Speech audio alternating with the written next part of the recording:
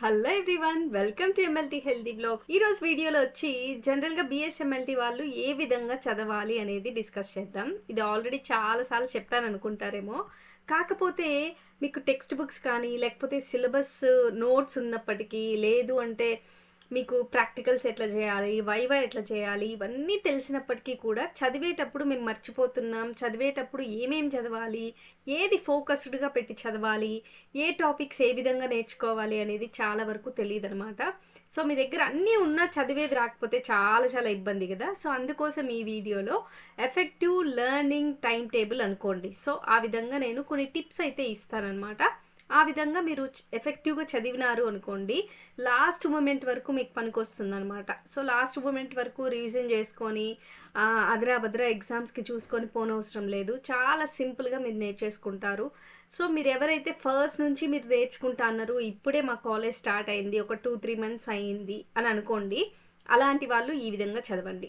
నా క్లాసెస్లో ఉన్న వాళ్ళు కూడా ప్రైవేట్ క్లాసెస్లో ఉన్నారు కదా, సో వాళ్ళకి కూడా ఇది యూస్ఫుల్ అనమాట. సో మీ దగ్గర అన్నీ నేను ప్రొవైడ్ చేశా, కాకపోతే మళ్ళీ మళ్ళీ ఏమంటున్నారంటే చదివింది మర్చిపోతున్నామనో, లేకపోతే ఏ విధంగా చదవాలి, స్టార్టప్ ఎట్లా చేయాలి మేము, ఇవంతా కూడా అడుగుతున్నారు. సో వాళ్ళకి కూడా యూజ్ అవుతుంది, ఓకేనా. సో నేను ఆల్రెడీ చేసేసాను. ఒక్కొక్క టాపిక్ ఏ విధంగా చదవాలి, ఇప్పుడు క్లినికల్ పెథాలజీ ఉంది, అది ఏ విధంగా చదవాలి, శంభులింగం ఏ విధంగా చదవాలి, లేదు అంటే పేపర్ ప్రెజెంటేషన్ ఏ విధంగా ఇవ్వాలి, అనాటమీ ఫిజియాలజీ ఏ విధంగా మనం మంచి మార్క్స్ స్కోర్ చేయొచ్చు, జీసీఎల్పి ఇంపార్టెంట్, అన్ని ఇంపార్టెంట్ క్వశ్చన్స్ చెప్పేశాను, అన్ని ఇయర్స్ కూడా చెప్పేశాను యూట్యూబ్లో. అన్నీ కూడా లింక్స్ అయితే నేను డిస్క్రిప్షన్లో ఇస్తాను, ఒకసారి చూడండి. సో ఈ వీడియో వచ్చి అవన్నీ కూడా ఏ విధంగా చదువుతాము అనేది ఈ వీడియో అనమాట. స్కిప్ చేయకుండా లాస్ట్ వరకు చూడండి, కొన్ని పవర్ఫుల్ టిప్స్ చెప్తానమాట. మీ ఎగ్జామ్స్ కానీ లాస్ట్ మూమెంట్లో ఉన్న వాళ్ళకి కానీ ఇది యూజ్ అవుతుంది. అంటే ఫస్ట్ నుండి చదివితేనే లాస్ట్ మూమెంట్కి యూజ్ అవుతుంది, ఓకేనా. So let's get started. Start చేసే ముందు నాకు చాలామంది గర్ల్స్ ఫ్యాన్స్ ఉన్నారు. నాకు తెలీదు. చాలామంది అడుగుతున్నారు హెయిర్ గ్రోత్ ఎట్లా, హెయిర్ మంచిగా ఉంది అని అంటున్నారు. యాక్చువల్గా అయితే ఈ మధ్య కేర్ తగ్గింది. జనరల్గా అయితే హెయిర్ కోసం నేను క్యాస్టర్ ఆయిల్ యూజ్ చేస్తాను, ఆమ్దం యూజ్ చేస్తాను అనమాట. చాలా వరకు సిల్కీ వస్తుంది, అండ్ దాని తర్వాత హెయిర్ ఫాల్ తగ్గుతుంది, మంచిగా హెయిర్ గ్రోత్ అవుతుంది. హెయిర్ గ్రోత్ కోసం ఏంటంటే ఈరోజు మీరు ఆమ్దం పెట్టేసుకుంటే రేపు అయిపోదు. గ్రోత్ అనేది గ్రాడ్యువల్గా పెరుగుతూ ఉంటుంది కదా, ఒకేసారి జరగదు. ప్లస్ మీరు ఈ క్యాస్టర్ ఆయిల్ యూజ్ చేస్తే కన్సిస్టెంట్గా యూజ్ చేయండి. ఒక వారమో లేకపోతే ఒక నెల యూజ్ చేసి చూడండి, చాలా బెటర్ రిజల్ట్స్ ఉంటాయన్నమాట. అంటే హెయిర్ గ్రోత్ కోసం రకరకాల నూనెలు, కెమికల్స్ ఏదేదో వచ్చేసినాయి కదా, బ్రింగ్రాజ్ అని ఏందేందో నాకు తెలియదు అసలు ఆ పేర్లు కూడా. అవన్నీ ఏం అవసరం లేదు, just pure coconut oil, castor oil use చేసి తలకు పెట్టేసుకుంటే చాలా బాగుంటుంది. నైట్ పెట్టేసుకొని మార్నింగ్ మీరు హెడ్ బాత్ చేసినట్లయితే సిల్కీ హెయిర్ వస్తుంది అనమాట. ఎవరికైనా కూడా బియర్డ్ కానీ, బాయ్స్ కూడా యూస్ చేయొచ్చు.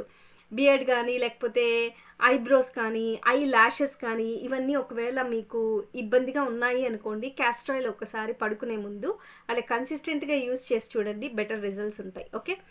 సో ఇప్పుడు ఇదే టాపిక్లోకి వెళ్ళిపోదాం. ఐఎమ్ వెరీ సారీ, ఇది చాలా వరకు చెప్పాలని ఉంది, ఎక్కడ చెప్పాలో అర్థం కాదు, కాకపోతే ఇక్కడ చెప్పేశాను అనమాట. సో గర్ల్స్ మీరు ఈ టిప్ ఫాలో అవ్వండి, ఓకేనా. నెక్స్ట్ వచ్చి ఎఫెక్టివ్ లెర్నింగ్ కోసం బెటర్ స్టడీ టైం టేబుల్ నేనైతే చెప్తానన్నాను. సో లెట్స్ గెట్ స్టార్టెడ్ అనమాట. సో బిఎస్ఎంఎల్టీ చదివే వాళ్ళకి చాలా వరకు టూ మచ్గా ఉంది సిలబస్, లేకపోతే టూ మచ్గా చదివేసి అలిసిపోయి విసిగిపోయి ఉంటారు కదా. సో అట్లా కాకుండా, ఎటువంటి స్ట్రగుల్స్ లేకుండా సింపుల్ వేలో చదవడానికి ఈ టిప్స్ చాలా ఉపయోగపడతాయి. బిఎస్ఎంఎల్టీకే కాకుండా డిఎంఎల్టీ స్టూడెంట్స్కి, వొకేషనల్ ఎంఎల్టీ స్టూడెంట్స్కి కూడా యూజ్ అవుతుంది అనమాట, ఓకే. మీకు ఏ సబ్జెక్ట్స్ ఉన్నాయి దాన్ని బట్టి మీరైతే దీంట్లో నుంచి మీకు కావాల్సిన పాయింట్స్, టిప్స్ మీరు ఎక్స్ట్రాక్ట్ చేసుకోండి, ఓకే. మనకి జనరల్గా బిఎస్ఎంఎల్టీలో కొన్ని సబ్జెక్ట్స్ ఉంటాయి కదా, అనాటమీ అని, ఫిజియాలజీ అని, జీసీఎల్పి అని, సెకండ్ ఇయర్లో పెథాలజీ, మైక్రోబయాలజీ, బయోకెమిస్ట్రీ, ఈ విధంగా ఉన్నాయి కదా. అన్నీ కూడా షెడ్యూల్గా పెట్టుకోవడం చాలా చాలా మస్ట్ అండ్ షుడ్ అనమాట. మీకు సిలబస్ పెట్టాను, సిలబస్లో మనము ఫస్ట్ నుండి ఏ విధంగా చదవాలి అండ్ సిలబస్లో 1 by 1 చదవమన్నాను, లేకపోతే ప్రీవియస్ పేపర్స్ అన్నీ ఒక చోట రాసుకొని సిస్టమ్ వైజ్ ఏమి ఇంపార్టెంటో అట్లా చదవమన్నాను. సో అవన్నీ కూడా మీ దగ్గర ఉన్నాయి అనుకోండి, కానీ ఎట్లా చదవాలో తెలియదు అంటే ఫస్ట్ మీరు బాగా ఫోకస్డ్గా ఉండాలి, బాగా గుర్తుండాలి అంటే బెస్ట్ వే ఏంటి అంటే మీరు ఫస్ట్ ఫిజికల్ హెల్త్‌ని పెట్టుకోవాలనమాట. ఏ పని చేస్తున్నా గానీ ఫిజికల్ హెల్త్ అనేది చాలా ఇంపార్టెంట్. తగినంత వాటర్ అప్పుడప్పుడు తీసుకుంటూ ఉండండి. హెల్తీ డైట్ మెయింటైన్ చేయండి. ప్రాపర్ స్లీప్ అనేది చాలా ఇంపార్టెంట్. మార్నింగ్ లేవగానే కొంచెం ఎక్సర్‌సైజెస్ చేయండి. మెడిటేషన్ చేయండి. హెల్తీ డైట్ అనేది తీసుకోండి. ఇవన్నీ చేసినట్లయితే ఫిజికల్‌గా మనం ఫిట్‌గా ఉంటాము. ఒక కాన్ఫిడెన్స్ వస్తది మనలో. ఆ రకంగా మీరు ఏ టాస్క్ చేయాలన్నా కూడా చాలా యాక్టివ్‌గా ఉంటాం, హుషారుగా ఉంటాం. ఇది చెయ్యొచ్చు అని ఫోకస్డ్‌గా ముందుకొస్తామనమాట. సో, ఇప్పుడైతే మీరు చదువుతారు గదా! సో, ప్రీవియస్ పేపర్స్ చదువుతారు గదా! సో, అప్పుడు ఆ ప్రీవియస్ పేపర్స్‌లో మీరు క్వెషన్స్ చదివేటప్పుడు కొన్ని ఫ్లాష్ కార్డ్స్ యూజ్ చేసుకోండి. సో, ఫ్లాష్ కార్డ్స్‌లో మీకేంటంటే తెలుసు గదా మీకు ఆల్రెడీ కొన్ని ఫ్లాష్ కార్డ్స్ అంటే దానిపైన ఒక బొమ్మో లేకపోతే నేమ్ ఉంటుంది. సో, దాని ద్వారా మన బ్రెయిన్ అనేది క్విక్‌గా గుర్తుపెట్టుకుంటుందనమాట. సో, ఈ రకంగా మీరేంటంటే బ్యాక్టీరియాస్‌కి ఫ్లాష్ కార్డ్స్ పెట్టుకోవచ్చు. లేదు అంటే వైరస్‌కి ఫ్లాష్ కార్డ్స్ పెట్టుకోవచ్చు. పారాసైట్స్‌కి ఫ్లాష్ కార్డ్స్ పెట్టుకోవచ్చు. బయోకెమిస్ట్రీలో ఒక టెస్ట్ ఉంది. ఆ టెస్ట్ ప్రొసీజర్ ఏ మెథడ్‌లో చేస్తారు అని ఫ్లాష్ కార్డ్స్‌గా పెట్టుకోవచ్చు. ఫిజియాలజీలో ఏదన్నా మీరు ఒక ఆర్గాన్ గురించి చదువుతన్నారనుకోండి. వాటికి ఒక 5 ఫంక్షన్స్ నేర్చుకున్నారనుకోండి. One word functions. సో, అది కూడా మీకు చాలా యూజ్ అవుతుంది. ఈ రకంగా ఫ్లాష్ కార్డ్స్ వల్ల ఏంటి అంటే చాలా ఇంపార్టెంట్ మ్యాటర్ అనేది చాలా లిటిల్ టైమ్‌లో ఫ్రాక్షన్ ఆఫ్ సెకండ్స్‌లో మీరు దాన్ని చూసి నేర్చుకోవడం, మీ బ్రెయిన్ గుర్తుపెట్టుకోవడం జరుగుతుందనమాట. క్విక్ రివిజన్ అనేది చాలా ఇంపార్టెంట్. మీరు ప్రీవియస్ డే ఏమైతే చదివినారో మళ్ళీ తిరిగి బుక్స్ ఎత్తుతున్నప్పుడు ప్రీవియస్ మనం ఎంతవరకు చదివాము, ఏంటి అనేది రివైజ్ చేయడం చాలా చాలా ఇంపార్టెంట్. సో, థియరీ వైస్ మీరు చదువుతున్నప్పుడు ఏంటంటే చాలా హైలైట్ పాయింట్స్ అయితే మీరు రాసుకోండి. సుత్తి రామాయణం అంతా చదవకుండా ఏదైతే హైలైట్‌గా ఉంటుందో ఆ పాయింట్స్ చదవండి. సో, వాటిని అండర్‌లైన్ చేసుకోండి. వాటికి నోట్స్ అనేది మీరు రాసుకొని మీరు సెపరేట్‌గా దాన్ని మీరు ఫాలో అవ్వండి. ఏ వీడియో చూసినా, ఏ ఎక్స్‌ప్లనేషన్ చూసినా మీకు దగ్గర ఆ రిలేటెడ్ టాపిక్ రన్నింగ్ నోట్స్ అయితే ఉండడానికి మెయిన్‌లీ చూసుకోండి. సో, రన్నింగ్ నోట్స్‌లో హైలైట్ పాయింట్సే మీరు రాస్తారు బుక్‌లో అప్పుడు. సో, అవి ఎక్కువగా గుర్తుంటాయి. మీరు రాయడం ద్వారా రిటెన్షన్ అనేది పెరుగుతుందనమాట. సో, ఆ విధంగా మీరు ఎఫెక్టివ్ లెర్నింగ్ చెయ్యొచ్చు. నెక్స్ట్ వచ్చి లాజికల్ లెర్నింగ్ అయితే చాలా ఇంపార్టెంట్ అనమాట. ఇప్పుడు సపోజ్ ఏదైనా ఆర్గాన్ గురించి మీరు చదువుతున్నప్పుడు లాజిక్‌గా ఆలోచించండి. ఇప్పుడు హార్ట్ గురించి మీరు చదువుతున్నారు. సో, హార్ట్ మామూలుగా ఏం చేస్తది హార్ట్? హార్ట్ బీట్ చేస్తూ ఉంటుంది. సౌండ్స్ వస్తూ ఉంటాయి. హార్ట్ సౌండ్స్ అనే టాపిక్ ఉంది మీకు. సో, హార్ట్ సౌండ్స్ ఎన్నుంటాయబ్బా? ఎన్ని వస్తాంది మనకి? ఓన్లీ 2 సౌండ్సే బయటికి వినిపిస్తాయి. మిగిలిన 2 సౌండ్స్ అనేది సౌండ్స్ రావు. ఈ రకంగా ఏంటంటే లాజిక్‌గా ఆలోచించండి. నెక్స్ట్ హార్ట్ ఇట్లా కాంట్రాక్షన్ అయ్యి ఇట్లా అవుతా ఉంటుంది. కాంట్రాక్షన్, రిలాక్సేషన్ అనేది. సో, దాన్నే మనం కార్డియాక్ అవుట్‌పుట్ అంటాము. ఈ విధంగా అన్నీ జరుగుతా అంటే దాన్ని కార్డియాక్ సైకిల్ అంటాం. ఈ రకంగా ప్రతి ఆర్గాన్ గురించి లాజిక్‌గా నేర్చుకోవడం స్టార్ట్ చేయండనమాట. ఇప్పుడు కిడ్నీస్ ఉన్నాయి. సో, యూరిన్ ఏ విధంగా ఫార్మ్ అవుతుంది? కిడ్నీస్ ద్వారా ఫార్మ్ అవుతుంది. కిడ్నీస్ ఫిల్టరేషన్ చేస్తాయి. ఈ రకంగా మన బాడీలో ఉన్న ఆర్గాన్సే కాబట్టి ఒక్కొక్క దాని గురించి లాజిక్‌గా ఆలోచించడం, లాజిక్‌గా నేర్చుకోవడం ట్రై చేయండి. మీరు ల్యాబ్ ప్రాక్టికల్ ప్రిపరేషన్ ఏ విధంగా చెయ్యాలి అంటే, సో, జనరల్‌గా ఏం చేస్తారంటే థియరీ అంతా చదివేస్తారు. ప్రాక్టికల్స్‌కి లాస్ట్‌లో తీసుకొని ప్రాక్టికల్స్ అయితే చేస్తూ ఉంటారు. కాకపోతే ఏంటంటే మీకు థియరీ వైస్ కూడా బెండిక్స్ టెస్ట్ అడుగుతారు. థియరీ వైస్ కూడా రకరకాల ఈ యొక్క ప్రాక్టికల్ వైస్ క్వెషన్స్ అడుగుతారు. ఓకే. ఎస్టిమేషన్ ఆఫ్ క్రియాటినైన్ అనో ఈ రకంగా రకరకాలుగా అడిగేయచ్చు. సో, అది ప్రాక్టికల్ అయినప్పటికీ థియరీలో వస్తది గదా! సో, అందుకోసం ఈ యొక్క ప్రాక్టీసెస్ అన్నీ ఏ విధంగా చదవాలి అంటే, మీరు చదువుతున్నప్పుడు ఏదైనా టాపిక్ వచ్చినప్పుడు ఆ ల్యాబ్ ప్రాక్టీసెస్ ఏ విధంగా చెయ్యాలి అని ఖచ్చితంగా వీడియోస్ అయితే చూడండి. సో, ఆ వీడియోస్ ద్వారా ఏంటంటే ఏ స్టెప్ వైస్ ఏది వెళ్తున్నారు అనేది బాగా తెలుస్తుంది. సేమ్ టాపిక్‌కి ఒక 3, 4 ప్రొసీజర్స్ ఉంటాయి. సేమ్ టాపిక్‌కి ఒక 3, 4 రిలేటెడ్ వీడియోస్ చూడండి. ఏది ఈజీగా అనిపిస్తే అది చదవండి. So, okay. సో, అప్పుడేంటంటే ప్రతి దాంట్లో ఖచ్చితంగా ఒక టాపిక్, ఒక లైన్ అయితే మీకు క్లిక్ అవుతుంది. అంటే ఆ యొక్క ప్రాక్టికల్ వైస్ ఏం చేయాలి అనేది. కేస్ స్టడీస్ అండ్ రీసెర్చ్ అనమాట. సో, ఇప్పుడు సపోజ్ ఎవరికన్నా ఫీవర్ వచ్చిందనుకుందాం. సో, ఫీవర్‌లో రకరకాల టైప్స్ ఉంటాయి కదా! సో, ఫీవర్ వచ్చినప్పుడు ఫీవర్ ప్రొఫైల్ ఏముంటుంది? సో, ఫీవర్ ప్రొఫైల్‌లో మనము ఈ పేషెంట్‌కి ఏ రకంగా ఏ డయాగ్నోస్ చేసినాము. సో, ఈ రకంగా మీరు నార్మల్ వాల్యూస్ ఏంటి? సో, ఈ ఫీవర్ ఏ బ్యాక్టీరియా వల్ల వచ్చింది? ఇలాంటి చిన్న చిన్నవి మీరు మీ ఫ్రెండ్స్‌తో గానీ, మీ యొక్క సర్కిల్‌లో గాని మీరు డిస్కస్ చేశారు అనుకోండి, ఆ టాపిక్స్ అనేది చాలా బాగా గుర్తుంటాయన్నమాట. సో, దాని తర్వాత మీకు యాజ్ యూజువల్ చెప్పినట్లు ప్రీవియస్ పేపర్స్ అనేది, నెక్స్ట్ ఎంసీక్యూఎస్ అనేది చాలా వరకు బాగా నేర్చుకోండి. అవి చాలా చాలా ఇంపార్టెంట్. అంటే వాటి వల్ల మీకు ఎఫెక్టివ్ లెర్నింగ్ ఉంటుందన్నమాట. సో, సాల్వ్ చేయాలి. ప్రీవియస్ పేపర్స్ ఏమేమి ఉంటాయో వాటి క్వెషన్ పేపర్ తీసుకొని, ఒక పేపర్‌లో మీకు ఎన్ని క్వెషన్స్ వచ్చు, ఈ క్వెషన్ రాదా, ఈ క్వెషన్ సెపరేట్‌గా రాసుకోండి. ఈ రకంగా చేయడం వల్ల మీకేంటంటే చాలా వరకు పేపర్స్ కవర్ అయితాయి, సబ్జెక్ట్స్ కవర్ అయితాయి, టాపిక్స్, క్వెషన్స్ కవర్ అయితాయన్నమాట. ఓకే.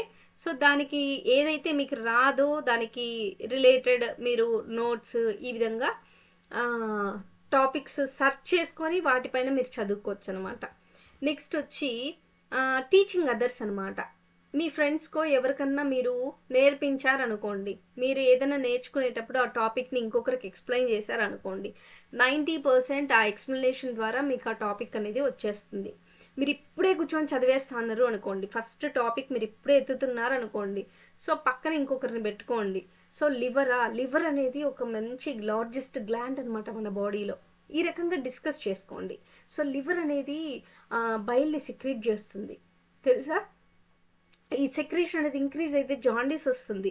ఈ రకంగా మీకు మీరు మీ ఫ్రెండ్స్‌తో డిస్కస్ చేసి లెర్న్ చేయండి. సో, ఆ రకంగా ఏంటంటే ఆ టాపిక్ అనేది బాగా గుర్తుంటుంది. సో, టాపిక్ అంతా చదివేసి ఇట్లా డిస్కషన్ చేశారనుకోండి, లాస్ట్‌కి నీకేం అర్థమైందో చెప్పు, నాకేం అర్థమైందో చెప్తాను అని మీరు డిస్కస్ చేస్తే, మీరు మిస్ చేసిన పాయింట్స్ ఇంకోరు చెప్పొచ్చు, ఇంకోరు పాయింట్స్ మిస్ చేస్తే మీరు చెప్పొచ్చనమాట. ఈ రకంగా ఏంటంటే మంచిగా చదవచ్చనమాట. రిమెంబరెన్స్ బాగా ఉంటుందప్పుడు. 20-30 మినిట్స్ చదివిన తర్వాత ఒక 5 మినిట్స్ బ్రేక్ ఇవ్వండి. మళ్ళీ 20-30 మినిట్స్ కూర్చోండి అండ్ మళ్ళీ 5 మినిట్స్ బ్రేక్ ఇవ్వండి. ఆ రకంగా బ్రేక్ ఇచ్చి మీకు ఏదైనా ఇష్టమైన ఫుడ్డో లేకపోతే ఇష్టమైన కొన్ని రీల్స్ ఒక 5 మినిట్స్ చూడడము, ఈ రకంగా రిలాక్స్ అయ్యి దాని తర్వాత మళ్ళీ మీరు స్టడీ అనేది స్టార్ట్ చేయండి. సో, మీ మైండ్‌ని కంట్రోల్‌లో పెట్టుకోవాలన్నమాట రీల్స్ చూసేటప్పుడు. గంటలు గంటలు లేకుండా అక్కడికక్కడికి ఆగిపోవాలి. ఓకే. నెక్స్ట్ వచ్చి గుర్తుపెట్టుకోవడానికి కొన్ని మైండ్ మ్యాప్స్ అనేది తయారు చేసుకోండి. సో, చార్ట్స్ అనేది తయారు చేసుకోండి. కొన్ని వచ్చి వర్డ్స్ రకంగా వల్ల ఏంటంటే రిమెంబరింగ్ కాంప్లెక్సిటీ అనేది పెరుగుతుందనమాట. ఈజీగా మీరు గుర్తుపెట్టుకోవడానికి ఛాన్సెస్ ఉంటాయి. నెక్స్ట్ వచ్చి నోట్స్ అయితే ఖచ్చితంగా మర్చిపోద్దండి. నోట్స్ రాస్తేనే మీ రిటెన్షన్ అనేది బ్రెయిన్‌కి వెళ్ళి మంచిగా మెమరీ అనేది స్టోర్ చేసుకుంటుందనమాట. సో, దాని ద్వారా మీరు ఒక 25 మినిట్స్ చదివేది వేరు, ఓన్లీ 10 మినిట్స్ రాసేది వేరనమాట. ఆ రకంగా రాసి నేర్చుకొని చూడండి. చాలా అద్భుతంగా పనిచేస్తుంది ఆ టిప్. నెక్స్ట్ చాలా చాలా చాలా ఇంపార్టెంట్ అనమాట. మీ ఫోన్ అనేది స్విచ్ ఆఫ్ చేసి పక్కన పెట్టండి.